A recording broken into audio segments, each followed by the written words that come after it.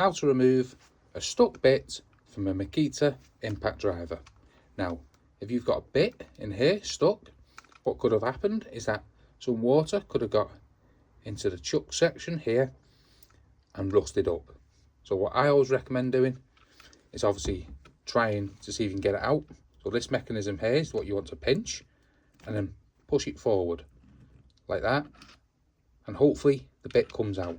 If it doesn't and it's stuck solid, even though you've pushed this forward, what you want to do is lay your impact driver on its back like that, then get some lubricant and spray it all the way around the chuck here, and make sure you get it into this little groove where the bit is stuck. Then leave it for 24 hours or something like that. Now, a good lubricant is WD-40. This will break down any rust or anything, debris, things like that. And then come back to it, try again, pull it forward, see if it removes. If not, you may need a little more grip.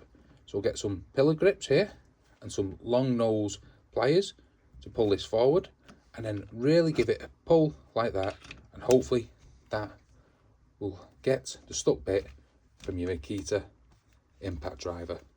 So hopefully there's some practical tips to help you out. If it does, smash the like, smash the subscribe, and thanks for watching.